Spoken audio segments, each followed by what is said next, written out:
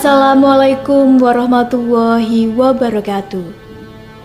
Kaum muslimin dan muslimat rahimakumullah. Sahabat Widuri yang dirahmati Allah Subhanahu wa taala. Untuk menambah iman dan takwa keluarga kita, mari bersama kita ikuti Mutiara Pagi bersama penyuluh agama Islam dan para tokoh agama Islam dari Kementerian Agama Kabupaten Pemalang. Selamat mengikuti.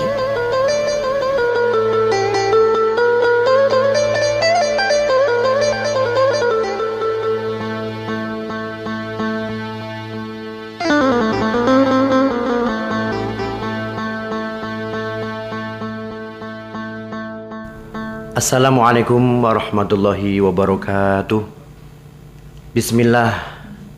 Bismillahilladzi la yadurru ma'asmihi syai'un fil ardi wala fis sama'i wa huwas samiul alim. Alhamdulillah nahmaduhu wa nasta'inuhu wa nastaghfiruh wa na'udzu billahi min syururi anfusina wa min sayyiati a'malina. May yahdihillahu fala mudhillalah wa may yudlilhu fala hadiyalah. Asyhadu an la ilaha illallah wahdahu la syarikalah wa asyhadu anna sayyidana Muhammadan abduhu wa rasuluhu la nabiyya ba'dah. Allahumma shalli wa sallim wa barik ala sayyidina Muhammadin wa ala alihi wa sahbihi wa man tabi'ahu ila yaumil qiyamah. Rabbi shrah li sadri wa yassir li amri wahlul 'uqdatam min lisani yafqahu qawli, amma ba'd. Pendengar radio Suara Widuri 87.7 FM yang dimuliakan Allah Subhanahu wa taala. Marilah kita senantiasa bersyukur kehadirat Allah Subhanahu wa taala yang selalu memberi kasih sayang, petunjuk dan pertolongannya kepada kita semua. Terbukti pada pagi hari ini kita diberi kesempatan bernafas, menikmati iman Islam kita, beribadah kepada Allah Subhanahu wa taala. Alhamdulillahirabbil alamin.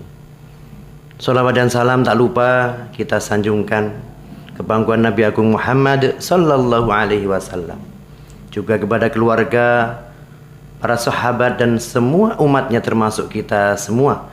Semoga senantiasa diakui umat yang selalu mendapatkan syafaat minat dunia hatta akhirah, amin Allahumma amin.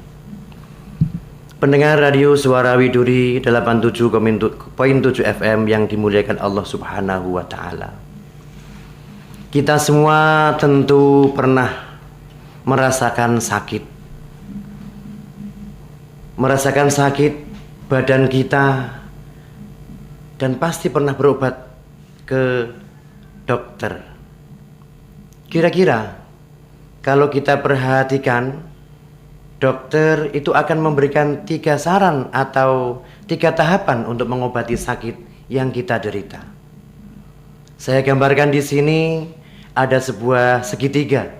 Sebut saja segitiga kesehatan. Seorang dokter ketika mengobati kita, yang pertama disarankan adalah menjaga kesehatan, agar kita selalu menjaga kekuatan fisik kita. Dokter akan sarankan kita untuk banyak beristirahat. Tidak boleh banyak pikiran. Disarankan untuk makan makanan yang bergizi. Dan kadang tidak lupa, dokter juga memberikan kita multivitamin. Itu yang pertama disarankan oleh dokter. Kemudian saran yang kedua, dokter akan memberikan saran kepada kita untuk menjauhi beberapa pantangan. Sakit seperti ini misalnya tidak boleh makan sayur bayam. Sakit yang satunya tidak boleh makan banyak kacang-kacangan. Atau bahkan sakit yang satunya tidak boleh makan daging yang merah, padahal daging rasanya nikmat luar biasa. Dan bahkan seterusnya dokter melarang kita untuk melakukan aktivitas yang dapat mengganggu kesehatan kita. Kemudian tahapan yang ketiga, barulah dokter memberikan obat untuk sakit yang kita derita. Dokter akan memberikan antibiotik atau anti radang atau anti-anti yang lain. Dalam rangka apa? Dalam rangka mengurangi penyakit yang ada dalam diri kita. Baik. Sebenarnya 3 hal ini adalah teori yang berlaku juga untuk mengobati sakit hati. Hati kita yang sedang sakit bisa kita terapi. Kita bisa usaha untuk mengobatinya dengan 3 cara yang tadi diterapkan dalam masalah kesehatan fisik. Lantas bagaimana cara mengobati sakit hati? Ketika kita mengalami sakit hati, kemudian kita ingin menyembuhkannya, yang pertama kita lakukan adalah selalu menjaga kekuatan hati. Bagaimana bentuknya menjaga kekuatan hati? Bentuknya adalah dengan beriman kepada Allah Subhanahu wa Ta'ala. Banyak melakukan ketaatan, mendekatkan diri kepada Allah, atau secara umum, semua bentuk ibadah itu akan menjadi hifdzul quwwah atau penjaga kekuatan bagi hati manusia. Karena Allah Subhanahu wa Ta'ala mensifati wahyu, mensifati apa yang diturunkan kepada nabinya sebagai sumber kehidupan bagi hati. Karena itu, bagian yang terpenting agar orang bisa memiliki hifdzul quwwah atau penjagaan kekuatan bagi hati adalah dengan banyak belajar, memahami zikrullah atau peringatan yang Allah turunkan. Allah Subhanahu wa Ta'ala berfirman, "Wa kadzalika auhayna ilaika ruham min amrina ma kunta tadri mal kitabu walal iman walakin ja'alnahu nuran nahdi bihi man nasya'u min ibadina." Demikianlah kami turunkan kepadamu ruh dari ketetapan kami, yaitu wahyu Al-Quran. Al-Ayah. Kita lihat Allah Subhanahu wa Ta'ala menyebut wahyu dengan ruh, karena wahyu adalah sumber kehidupan bagi hati manusia. Maka kita mempelajari Al-Quran dan As-Sunnah, kemudian berusaha mengamalkannya, itu adalah sumber kekuatan bagi hati manusia. Kemudian Allah Subhanahu wa Ta'ala menyebut wahyu juga merupakan nur atau cahaya. Walakin ja'alnahu nuran nahdi bihi man nasya'u min ibadina. Dan aku jadikan wahyu ini sebagai cahaya karena dia menjadi sumber kekuatan bagi hati, yang dengan itu aku beri petunjuk siapa saja di antara hambaku yang aku kehendaki. Al-Quran Surat Asy-Syura ayat 52. Karena itu, pendengar radio Suara Widuri 87.7 FM yang dimuliakan Allah Subhanahu wa Ta'ala, dengan kita belajar dan kemudian berusaha mengamalkannya, memiliki ilmu yang bermanfaat, sejatinya kita sedang menjaga kekuatan bagi hati kita. Kemudian yang kedua, untuk menyembuhkan sakit hati adalah memberikan perlindungan dari sumber penyakit yang baru. Sebagaimana dalam penyakit fisik, kita disarankan oleh dokter untuk menghindari segala bentuk pantangan, segala bentuk yang bisa memperparah sakit yang ada dalam diri kita. Demikian pula bagi orang yang sakit hati.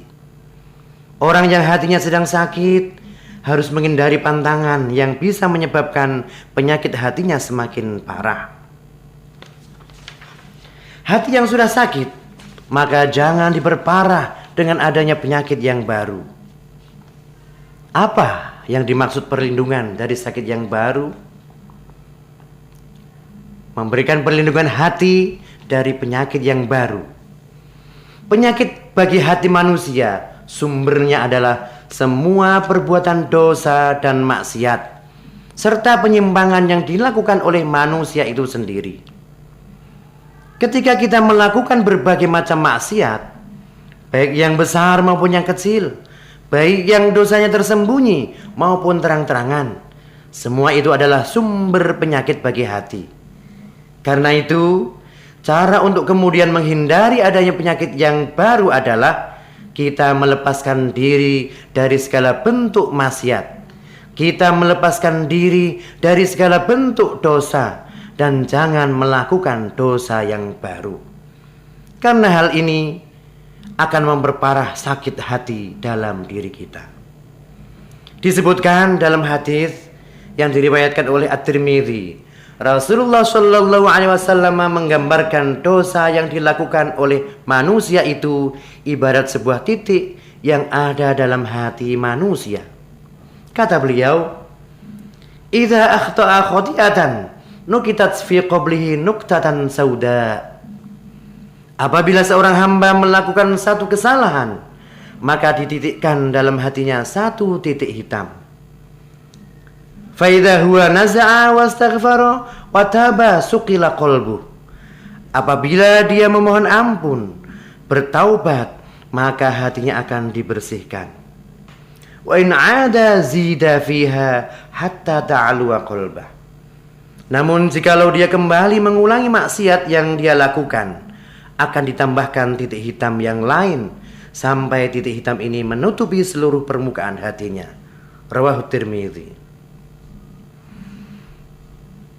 Para pendengar Radio Suara Widuri 87.7 FM yang dimuliakan Allah Subhanahu wa taala. Ketika seluruh permukaan hatinya sudah ditutupi dengan titik hitam, maka akan sulit, sangat sulit ada tembusan hidayah yang bisa menyentuh hatinya. Karena titik hitam ini akan menghalangi dirinya untuk mendapatkan petunjuk yang baru dari Allah Subhanahu wa taala. Kemudian yang ketiga, untuk membantu membersihkan penyakit hati adalah membersihkan dari unsur-unsur yang membuat hati sakit. Sebagaimana mengobati penyakit, dokter menyarankan kita dengan memberikan obat untuk menghilangkan penyakitnya. Dalam penyakit hati juga demikian. Orang bisa menghilangkan penyakit hatinya dengan membersihkan hati dari semua unsur-unsur yang membuat hati itu sakit. Bagaimana bentuknya? Bentuknya adalah dengan bertaubat, beristighfar kepada Allah Subhanahu wa taala. Karena dengan seseorang bertaubat dan beristighfar, maka hatinya akan dibersihkan oleh Allah Subhanahu wa taala. Sebagaimana dinyatakan dalam hadis riwayat Ibnu Majah, Nabi sallallahu alaihi wasallam bersabda, "At-taibu minadz-dzambi, at-taibu minadz-dzambi kamal la dzambalah." Orang yang bertaubat dari dosa itu sebagaimana orang yang tidak memiliki dosa, yakni dia bersih dari segala macam dosa. Itulah orang yang bertaubat. Pendengar Radio Suara Widuri 87.7 FM yang dimuliakan Allah Subhanahu wa taala. Jadi inilah 3 hal tentang bagaimana cara yang sangat efektif untuk memiliki hati yang sehat. Ketika seseorang hatinya dalam kondisi sakit disebabkan banyak maksiat, banyak bergaul dengan lingkungan luar yang belum tentu sesuai dengan syariat, maka 3 prinsip ini bisa menjadikan kita memiliki hati yang sehat. Amin Allahumma amin. Jadi kesimpulannya, para pendengar yang budiman, selalu menjaga kekuatan hati, kemudian memberikan perlindungan hati dari sumber penyakit yang baru, dan yang terakhir membersihkan hati dari unsur-unsur yang membuat hati sakit. Itulah obat sakit hati, sebagaimana 3 proses dokter mengobati sakit pada jiwa, pada raga kita. Para pendengar yang dirahmati Allah, demikian yang dapat kami sampaikan. Kurang dan lebih mohon maaf. Wa akhiru da'wana alhamdulillahirabbil alamin wal 'afu minkum. Wassalamualaikum warahmatullahi wabarakatuh.